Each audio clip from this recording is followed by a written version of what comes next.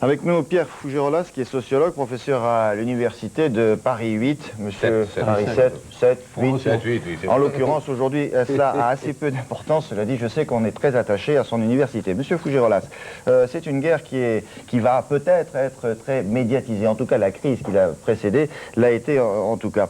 Est-ce que c'est un facteur de compréhension, parce que tout le monde est informé, ou alors vous pensez que ça peut brouiller les cartes, parce que tout le monde en fait trop finalement, et en fait un peu pour la télé? Bon, mais à cette question, si vous permettez, je ferai deux réponses. La première est un caractère général. Je pense le plus souvent qu'à la télévision, on ne sépare pas assez l'information comme telle du commentaire.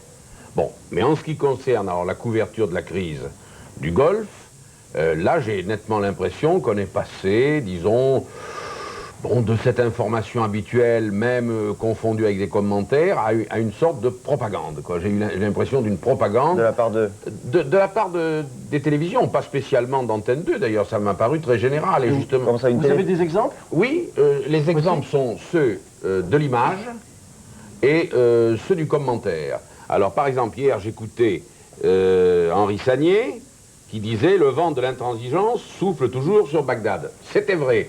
Mais en même temps, l'intransigeance américaine, anglaise et israélienne faisait échouer le projet français.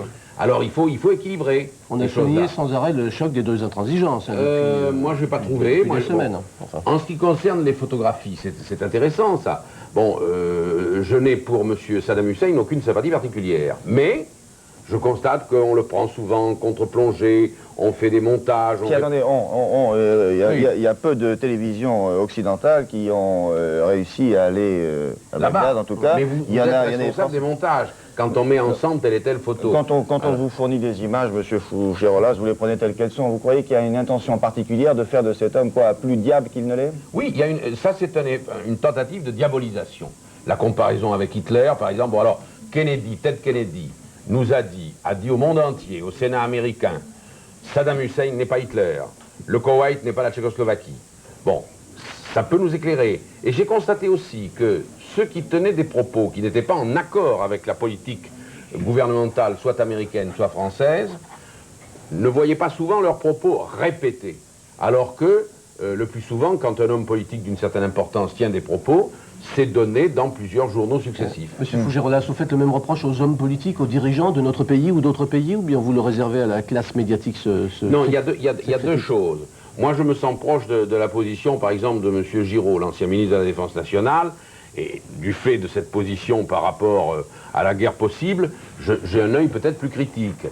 Les hommes politiques sont avant tout responsables, mais les médias me paraissent avoir aggraver le climat de tension et contribuer ainsi par des déformations, des lacunes, un ton, le maître de Bagdad, le dictateur de Bagdad, ce qu'il est. Oui, ça sont toujours des formules qui ont toujours été utilisées par la presse, on met des guillemets d'ailleurs. Alors le maître de Washington, bien que ça ne soit pas comparable, mais enfin tout de même. Et si on veut dire du mal des dictateurs, alors il ne faut plus recevoir M. Mobutu à l'Élysée, il ne faut plus recevoir M. Bongo. Et il faut avoir une position générale, universelle. Gorbatchev est un dictateur pour vous? Je n'en sais rien encore, mais il est quelque chose... On l'appelle le maître du Kremlin, lui, par exemple. Oui, mais alors on ne dit pas le maître de l'Élysée quand on parle de Mitterrand, quand même. On dit le maître c'est une formule de propagande. Si vous permettez, William, je lis une dépêche qu'on vient de me transmettre. La paix est entre les mains de Saddam Hussein, c'est ce que vient de déclarer la Maison-Blanche, tôt, donc ce matin, juste après l'heure limite fixée par l'ONU. La paix est entre les mains du président Saddam Hussein. Le choix de la paix appartient toujours à lui. C'est ce que dit le président américain. On ne lui fait pas une faveur particulière en disant ça, on rapporte simplement ses propos. Non, là c'est incontestable. Mais moi je dirais la paix est entre les mains des deux principaux protagonistes. C'est-à-dire Bush comme Saddam Hussein. Monsieur Fougerolas, oui, on va... Une chose maintenant, on a un téléphone. On voudrait avoir une liaison téléphonique avec Françoise Joly à Amman. Françoise, vous m'entendez bien? Françoise Joly à Amman, en Jordanie. C'est Emmanuel Vanier? Oui, Emmanuel? On va essayer de rétablir la liaison. Faites-moi un petit signe et auquel cas on le rappellera tout à l'heure. Sinon, on continue avec Monsieur Fougerolas. Non, ça ne marche pas. Parfait. Je pense que les liaisons, vous vous en doutez bien, ne sont pas toujours faciles à l'heure qu'il est avec nos correspondants dans le Golfe. Allô? Françoise? L'Élysée du roi Hussein, convaincu, a-t-il dit, que la guerre est imminente. Alors on sent peut-être comme un peu plus de gravité dans les conversations, les regards. La population, 60% de Palestiniens, affirment ne rien avoir à perdre et manifeste toujours son soutien à Saddam. Pour preuve, hier soir, une marche pour la paix s'est transformée en manifestation pro-irakienne. L'armée jordanienne est-elle en état d'alerte, massée sur les contreforts de la vallée du Jourdain en position défensive face à Israël? Depuis hier, les pilotes de l'Air Force sont consignés dans leur caserne. Le roi Hussein a réaffirmé vouloir défendre la souveraineté de son pays à tout prix. Mais si la guerre devait éclater, la Jordanie se trouverait alors dans une position particulièrement difficile, prise en étau entre l'Irak et Israël. Il est maintenant 7 h, c'est un télématin spécial golf. Je salue tous ceux qui viennent de nous rejoindre. Je vous propose maintenant de suivre le journal. Il est présenté par Jean-Claude Renaud.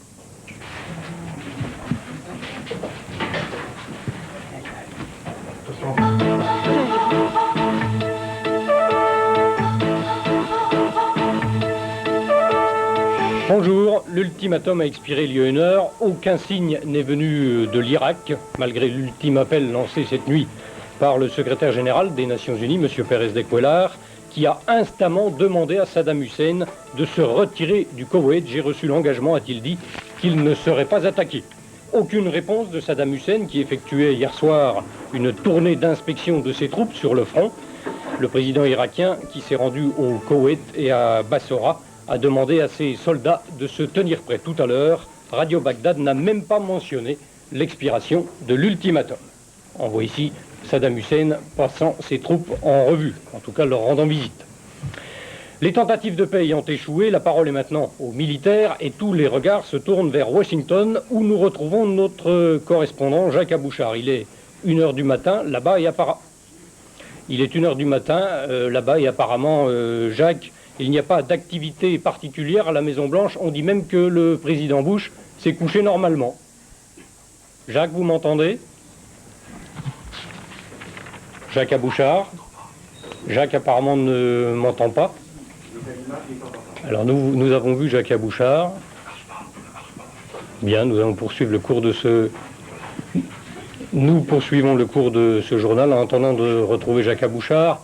Dans le Golfe, rien à signaler non plus, sinon que l'immense armada est prête à passer à l'action. En Arabie Saoudite, pas d'agitation particulière à Riyad, ni d'ailleurs dans le désert du côté de la frontière avec le Koweït. Écoutez notre envoyé spécial, Laurent Boussier. Laurent Boussier, quelque part en Arabie Saoudite. Est-ce que nous avons Laurent Boussier? Alors nous allons retrouver un autre envoyé spécial d'Antenne 2, toujours en Arabie Saoudite et toujours tout près du front. Il s'agit de Dominique Derda. Selon la formule consacrée, nous sommes quelque part dans le désert saoudien, non loin de la frontière du Koweït.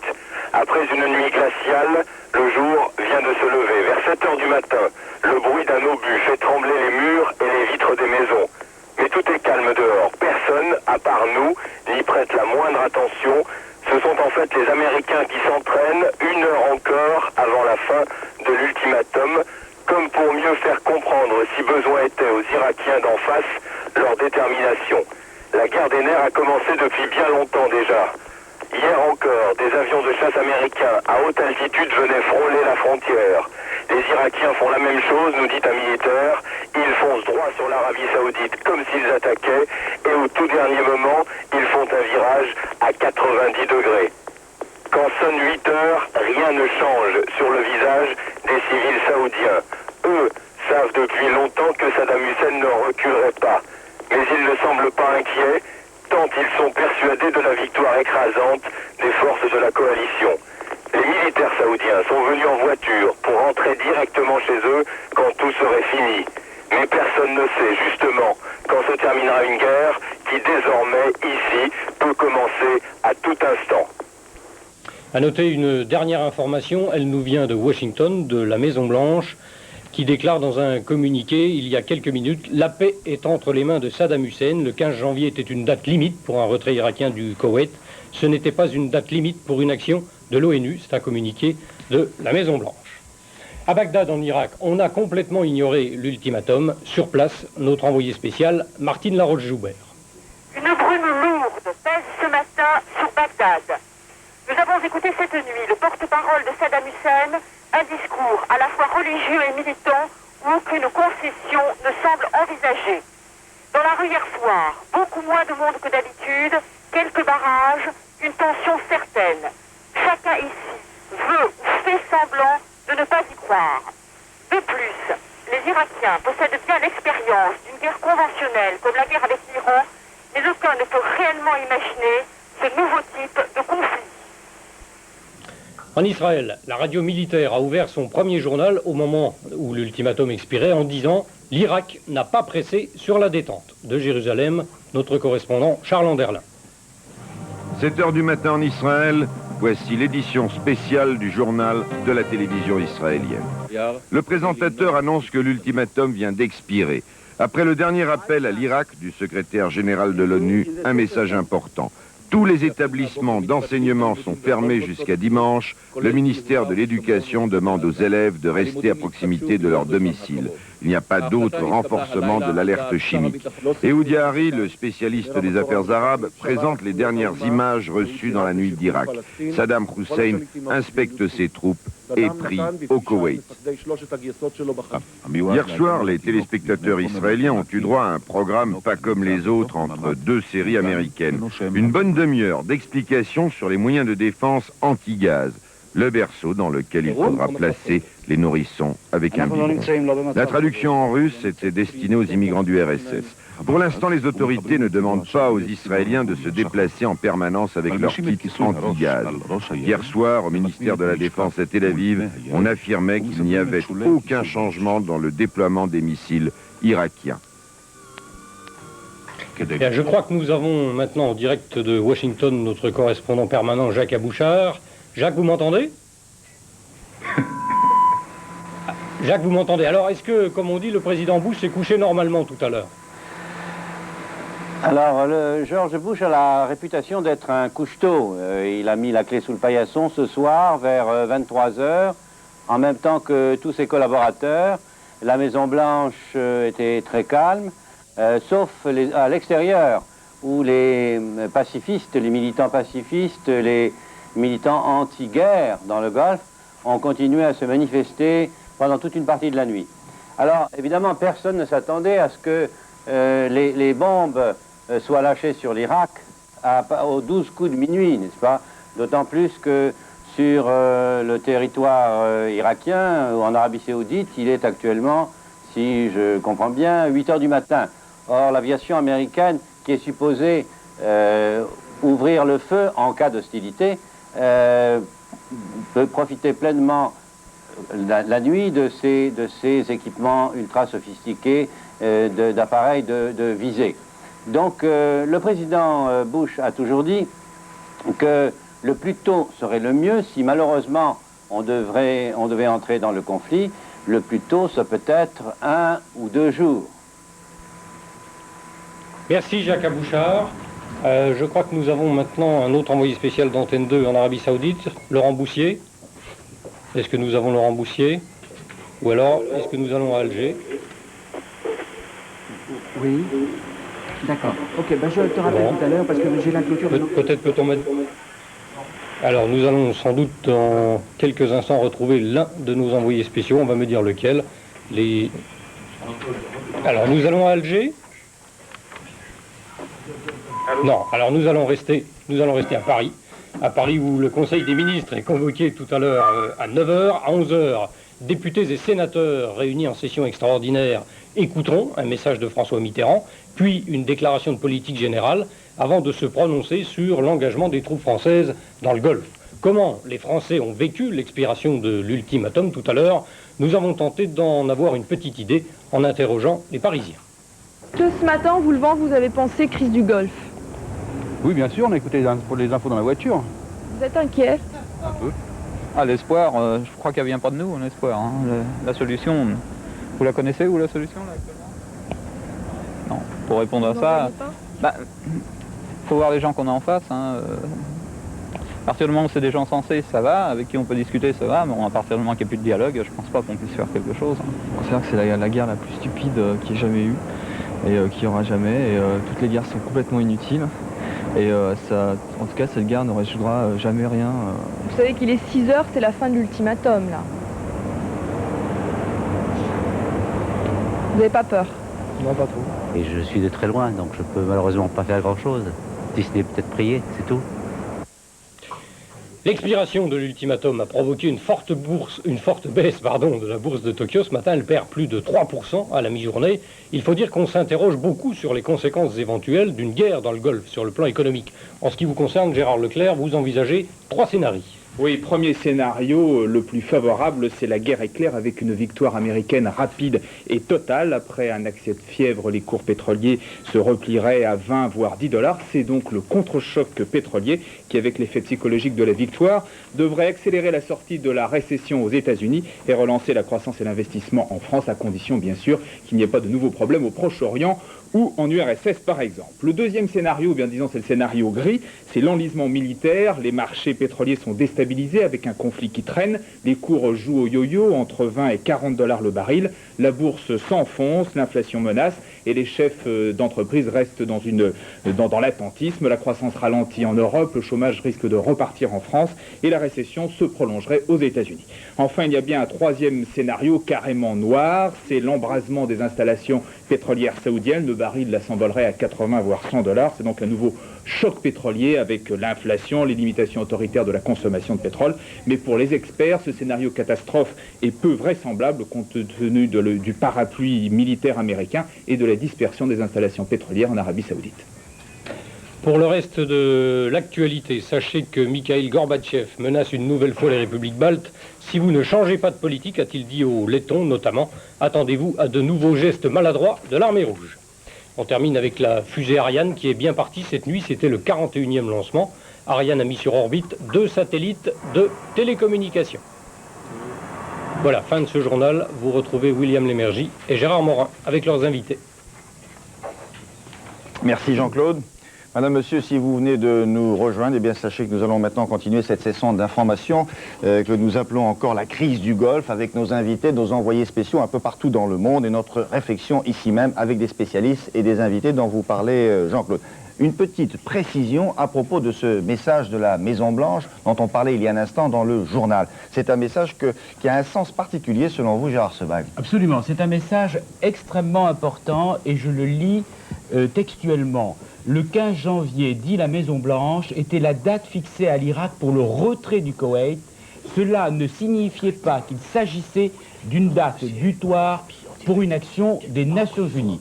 Cela veut dire que le président Bush donne donc une nouvelle et sans doute dernière chance à Saddam Hussein pour qu'il fasse un geste. On s'attendait effectivement à ce que les opérations militaires commencent en Arabie Saoudite et en Irak très exactement à la fin de cet ultimatum. Cet ultimatum est reporté de combien de temps? On ne le sait pas encore, peut-être seulement quelques heures, mais en tout cas, M. Bush fait un geste et on attend de la part de Saddam Hussein une nouvelle initiative, un geste qui permette à cette guerre de ne pas avoir lieu. Merci Gérard. Nous allons peut-être maintenant aller quelque part en Arabie Saoudite où nous attend au téléphone Laurent Boussier. Laurent, vous m'entendez bien? Oui, William, je vous entends. Bonjour Laurent, quelle est la situation sur place? Et quelle heure est-il là-bas? 2 heures de plus, ça fait 9h14. En ce moment, il est 9h15, donc en Arabie Saoudite. Je me trouve dans le nord, dans l'extrême nord de l'Arabie Saoudite, non pas face à la frontière koweïtienne, mais face à la frontière irakienne. Je ne suis pas sur la frontière parce que pour l'instant, nous ne pouvons pas y aller. Je suis autour de la ville de Far el-Batin, une ville qui a été vidée ces temps-ci, qui est donc complètement déserte, une ville un peu fantôme où seuls circulent des patrouilles de police et des militaires, tout autour du désert, tout autour dans le désert. Il y a par contre énormément d'activités, des convois de chars sont encore arrivés cette nuit et les militaires qui ont passé quand même une nuit à peu près normale sont vraiment très présents. Bien, pas de traces d'activité particulière, outre le fait que ces troupes sont en état d'alerte maximum. Absolument, les troupes sont en état d'alerte maximum sur la petite proportion, la petite portion de ce que je peux appeler le front que je peux voir, oui. C'est-à-dire à peine une dizaine de kilomètres sur les 300 kilomètres que fait cette frontière. Il n'y a pas d'activité sensible. Bon, c'est vrai, il y a encore une fois, il y a un peu plus d'arrivage de convois, c'est-à-dire des convois d'essence essentiellement, des convois de ravitaillement, mais rien de très particulier. Pour l'instant, c'est calme. Nous sommes allés depuis 1 heure avec Philippe Péter et André Goulinet dans le désert auprès des militaires pour voir un petit peu ce qui se passait. Par rapport à hier, il n'y a pas beaucoup de changements. Il y a un changement quand même, c'est qu'il fait beau, alors qu'avant, il faisait beaucoup. J'allais vous dire ça pour terminer notre liaison téléphonique. Sur le plan de la météo, un temps dégagé et pas de vent particulier? Absolument, un temps très dégagé, même pas de vent de sable. La pluie qui avait tout inondé les jours précédents a cessé depuis maintenant pratiquement 24 heures. Et donc, une heure après la fin de l'ultimatum, sur cette partie, en tout cas, de la frontière, c'est calme.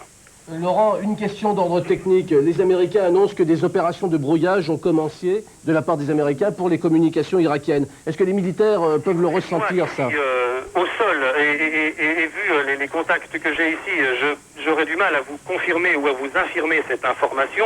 Je ne suis pas en contact avec les hauts dirigeants militaires qui sont beaucoup plus au sud, à 600 km au sud, à Riyad.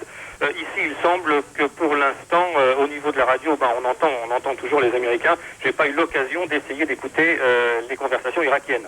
Parfait. Merci Laurent. On vous retrouve tout à l'heure. Nous allons maintenant rejoindre Laurent Cabrol pour la météo, ici. Voilà, oui, je suis là, William. Sans plus tarder, non? Oui, je suis là. En principe, Laurent, il n'est pas très loin. Non, je suis pas loin, je suis là. Effectivement, j'écoutais à l'instant Laurent Boussier, et le temps qui règne actuellement dans la région où il se trouve, non loin de la frontière d'Arabie Saoudite et du Koweït, eh bien ce temps est à peu près celui qui règne dans l'est de la France. Des températures froides pendant la nuit et un ciel dégagé. Alors c'est ce qui se passe actuellement, vous le voyez, sur le nord, sur les régions du nord-est et dans l'est, nord-est et est, avec des températures très froides, moins 5 degrés à Strasbourg actuellement, moins 4 en Bourgogne, et des températures beaucoup plus douces là où le mauvais temps arrive, enfin quand arrive, il est toujours présent ce mauvais temps. Alors pendant que vous observez encore une fois ces températures, j'en profite pour donner quelques conseils à ceux qui circulent et vous montrer, vous dire qu'il y a du verglas dans le Massif central, à Cholet, à Saumur, à Angers, en Vendée, et des brouillards dans la vallée de la Garonne et à Bordeaux. Alors le temps qu'il va faire aujourd'hui, c'est un temps, ma foi, assez simple et compliqué. Simple parce que l'air froid est quasiment présent sur l'ensemble de la France, mais il y a ce qu'on appelle une enclave, un clou de temps beaucoup plus doux, beaucoup plus nuageux, beaucoup plus pluvieux, qui est en train de s'infiltrer progressivement. Alors il pleuvait ce matin en Corse, il y aura des éclaircies dans le courant de l'après-midi, et cette masse pluvieuse va se diriger, poussée par des vents de sud-est, va se diriger sur le pourtour méditerranéen et va pénétrer très lentement vers le nord du Massif central. Peut-être même dans le courant de la journée atteindra-t-elle les régions du centre et la Bretagne, mais ça ne devrait pas durer puisque dans ces régions, notamment centre et Bretagne, eh bien les éclaircies vont réapparaître quant à elles. Et puis partout ailleurs, c'est dans toutes les autres régions, excepté le Massif central, le littoral de la Méditerranée, tout le sud-est, eh bien dans toutes les autres régions, c'est un temps frais, un temps très ensoleillé, un temps d'hiver, un temps sec, un temps agréable que nous y sommes accoutumés maintenant depuis plusieurs jours. Et les températures, vous le voyez, qui seront encore cette fois froides, oui, fraîches ou très froides comme vous voulez, entre 0 et 1 degré. Ce sont les températures sous abri. Et pour ceux d'entre vous qui ont un petit peu de vent, sachez que pour 10 km/h de vent, il faut enlever 1 degré. Une petite impression comme ça. Voilà, tout à l'heure. Merci beaucoup. 7h18, 9h18 en Arabie Saoudite. On fait un petit point avec vous, Gérard. Oui, alors William, cela fait donc 1h18 que l'ultimatum de l'ONU a expiré. Toujours rien à signaler sur le front militaire. Le calme règne à Bagdad, en Arabie Saoudite, en Israël et même à la Maison-Blanche, selon Jacques Abouchard, notre correspondant aux États-Unis. Une dernière minute, justement, de la Maison-Blanche, dont nous parlait Gérard Sebag, qui nous commentait, car c'est important. La paix est entre les mains de Saddam Hussein. Le 15 janvier n'est pas une date limite pour l'action diplomatique de l'ONU, c'est ce qu'a déclaré un porte-parole de la Maison-Blanche ce matin.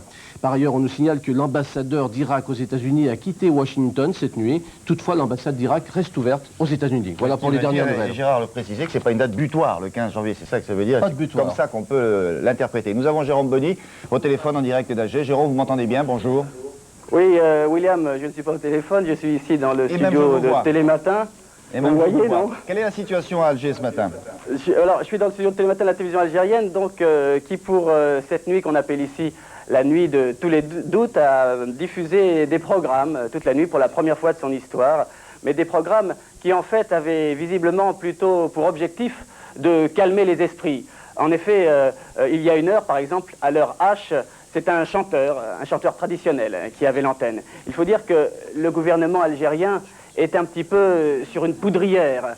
Vous savez que lors des dernières élections, en juin dernier, le Front islamique du salut a remporté ces élections. C'est une population ici très très jeune, 75% des gens de moins de 25 ans, et une population qui ne cache pas ses sympathies pour Saddam, et en tout cas pour la cause palestinienne, Saddam étant considéré comme le défenseur ici de la cause palestinienne. Donc une population complètement imprévisible. Des mesures de sécurité particulières ont été prises à Alger, vous savez, ces derniers jours.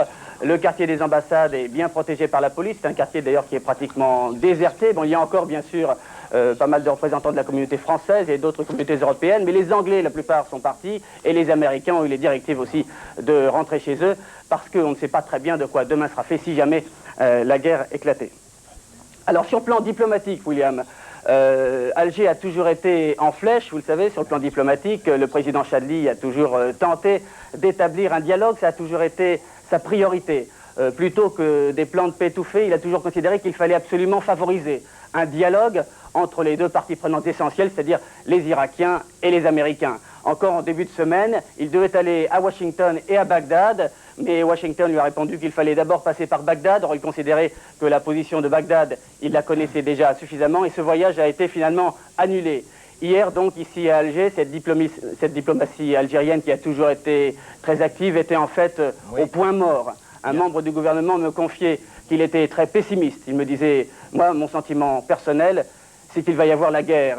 Et ce qu'on me dit aussi dans ce gouvernement, c'est que s'il y a la guerre, eh bien, les contre-coups de cette guerre, les victimes, à part les victimes directes, bien sûr, du conflit sur le terrain, les victimes par contre-coup seront d'abord les États arabes et ensuite les États européens, et notamment la France, qui a des liens privilégiés avec plusieurs de ces États arabes. Justement, merci beaucoup Jérôme. Justement, avec vous Gérard, on va voir comment a réagi ces derniers jours la communauté immigrée en France. Oui, parce qu'en France, s'il y a guerre dans le Golfe, en France, ça crée une émotion et une tension particulière dans les communautés d'immigrés, notamment chez les personnes d'origine maghrébine. Dorothée Olyric est allée recueillir des réactions chez des jeunes beurs qui habitent en banlieue parisienne. Écoutez, c'est assez intéressant. Français d'origine marocaine, algérienne ou tunisienne, ils sont le reflet d'une communauté qui se retrouve bousculée par les événements. Si tu devais choisir, dans quel camp te battrais-tu? Je sais pas. Si j'avais à choisir, je prendrais avec Saddam Hussein. Parce que déjà, c'est la même race que moi et... Voilà, il défend une bonne cause. Mais qu'est-ce que cela peut changer pour vous en France?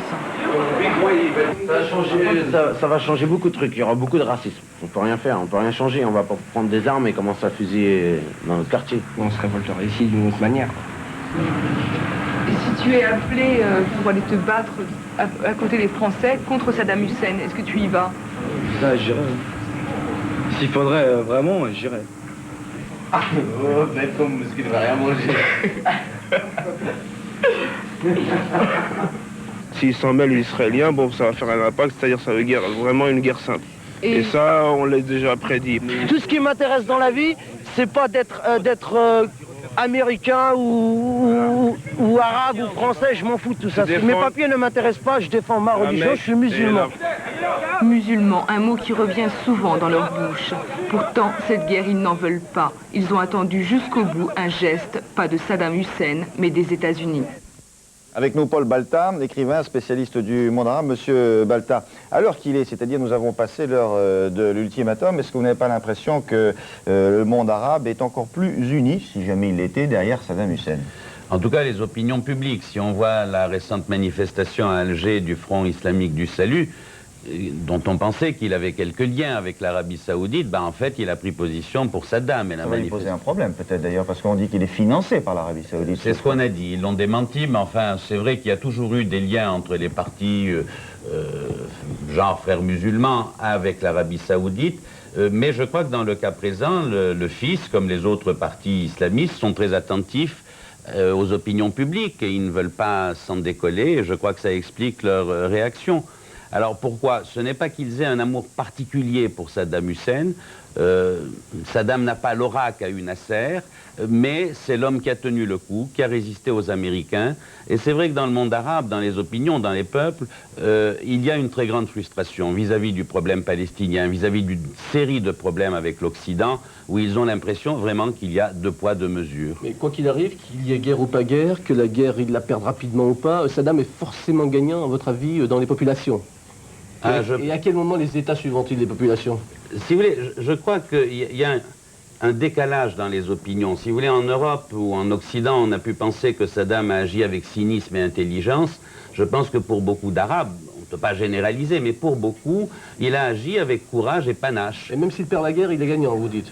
Ah, en l'occurrence, oui, parce que, si vous voulez, depuis 6 mois, c'est tout de même lui qui, sur beaucoup de points, a mené le jeu, qui a résisté, qui a donné un formidable coup de pied dans la fourmilière, et qui finalement a posé ce problème, a obligé à réfléchir au problème des territoires occupés, dont on ne s'était pas beaucoup préoccupé depuis 23 ans. Mais pour être bien clair, comment expliquez-vous aujourd'hui qu'autant de pays soient dans la coalition contre l'Irak, alors que leurs populations sont plutôt favorables à lui? Oui, mais chacun avait aussi ses arrière-pensées. La Syrie en a profité avec le Liban, l'Égypte a eu des remises formidables de dettes, les pays du Golfe, c'était normal. Et en fait, il n'y a pas une très si grosse majorité. Monsieur Balta, je vous propose de rejoindre maintenant soit Philippe Arroir à Riyad, si nous l'avons en ligne, ou alors le général Pessidou, qui est dans notre studio salle des opérations, ici même, à Antenne 2 à Paris. Mon général, est-ce que vous m'entendez? Oui, je vous entends. Bien, alors quelle est la situation? Nous pourrons peut-être redire ce que nous avons dit tout à l'heure très tôt, mais beaucoup d'entre ceux qui nous écoutent n'étaient pas encore là. Alors quelle peut être la situation à l'heure actuelle, maintenant que cet ultimatum est passé depuis, il est bientôt 7h30, ça fait plus d'1h30. Pas loin. Bien, c'est un calme, mais un calme qui cache un état d'alerte maximum des deux côtés. Du côté, l'enjeu, c'est le Koweït, il est ici. Du côté irakien, probablement, la posture défensive est à son maximum. Défensive, je précise, ou peut-être autre chose, mais c'est l'avenir qui le dira. Quant du côté des alliés, des coalisés, un formidable dispositif sur mer, sur terre et surtout sur les bases aériennes est prêt à intervenir dès que l'ordre en sera donné. Mais cet ordre n'est pas donné et on assistera probablement dans les heures qui viennent, et la déclaration de M. Bush à cet égard est indicative, à probablement une gesticulation permettant aux forces en présence de se mesurer et en tout cas aux dispositifs de guerre électronique des deux côtés de donner à plein. Merci mon général, à tout à l'heure. Je vais essayer maintenant de joindre Philippe Arroir. Je l'aperçois. Philippe, bonjour. Vous m'entendez bien? Bonjour, je vous vois. Je n'ai plus de retour. Moi, je vous entends très bien, Philippe. Ah ben c'est parfait. Quelle est la situation ce matin? Voilà, donc à Riyad, il est maintenant 9h30. C'est-à-dire que l'ultimatum est tombé à 8h exactement. Nous étions dans les rues à 8h et je dois vous dire qu'il ne s'est rien passé d'anormal. Évidemment, l'état de guerre, on le voit uniquement par la présence de troupes devant les bâtiments officiels. Il y a des queues également devant les banques. Pourquoi? Parce qu'il faut aller à la banque, prendre une caution, donner une caution plutôt de 100 rials, 160 francs, avant d'aller chercher son masque à gaz. Beaucoup de gens maintenant vont chercher leur masque à gaz et c'est tout à fait nouveau car jusqu'à présent, on n'avait pas l'impression ici qu'on était en état de guerre. Je voudrais vous montrer la presse de ce matin. Elle est très claire, c'est la presse en anglais mais qui est la traduction de la presse en arabe. Ça y est, le moment est venu pour l'Irak. Et puis celui-ci, l'Arab News, tous les espoirs sont perdus, la guerre est la seule option. Et puis le Riyad Daily qui donne en première page un message du roi Fahd d'Arabie Saoudite directement à Saddam Hussein. Que dit le roi d'Arabie Saoudite à Saddam Hussein? Il lui dit vous êtes un menteur et vous nous avez trompés. Vous m'avez trompé, moi et le président Moubarak, quand vous avez dit que vous n'envahiriez pas le Koweït, et vous l'avez fait. Vous êtes un menteur quand vous dites qu'on ne fait rien pour vous, puisque moi, je vous ai donné, pour vous aider pendant la guerre Iran-Irak, plus de 25 milliards de dollars. Et le roi fait le compte. Et il lance un dernier appel à Saddam Hussein en lui disant « Mais vous pouvez encore être raisonnable, vous devez encore être raisonnable, vous devez faire en sorte d'évacuer le Koweït. Je vous le demande au nom de Dieu, car n'oublions pas que le roi, ici, est le gardien des lieux saints. » On n'est pas sûr du tout que Saddam Hussein fera quoi que ce soit, on pense même qu'il ne le fera pas. Et ici, on est tout à fait dans l'attente. Comment ça va se passer? On n'en sait rien. Du côté militaire, on nous dit que, évidemment, tout est prêt. J'ai remarqué, par exemple, que la radio américaine des forces qui sont ici, qui s'appelle Radio Desert Shield, existe toujours, mais il n'y a plus de bulletin d'information. Jusqu'à hier soir, il y avait toutes les heures un bulletin d'information de la télévision américaine, donc de la radio américaine plutôt. Oui. Donc vous voyez, on est en pleine attente. Et je ne sais pas trop ce qui va se passer, mais ici, tout le monde est prêt. Et tout le monde, comme moi, eh bien, a son équipement de masque à gaz. On circule avec, parce qu'on ne sait jamais, il peut y avoir une attaque de missiles chimiques. Merci beaucoup Philippe. On vous retrouve tout à l'heure au cours de cette session d'information non-stop. Je vous retrouve en ce qui me concerne dans quelques instants, juste avant le journal.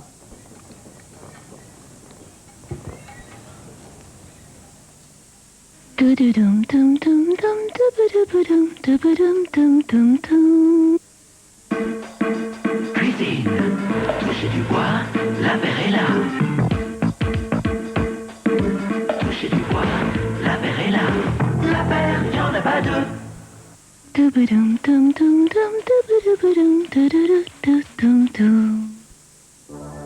Aujourd'hui, toute la rédaction d'Antenne 2 se mobilise.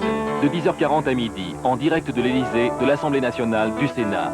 Des pages spéciales dans les journaux de 13 et 20h. Des flashs d'informations toute la journée. Avec nos correspondants et envoyés spéciaux en Arabie Saoudite, Irak, Jordanie, Israël, Grande-Bretagne, aux États-Unis et à Moscou. Mercredi 16 janvier 1991, il est 7h30, soit 1h30 à Washington et à New York. L'ultimatum fixé par les Nations Unies à l'Irak a donc expiré depuis maintenant 1h30. Que peut-il se passer? Que va-t-il se passer? Eh bien, nous le vivons ensemble, en direct, sur Antenne 2 depuis tout à l'heure. 7h30, voici le journal, il est présenté par Jean-Claude Alanic. À tout à l'heure. Bonjour, la paix entre les mains de Saddam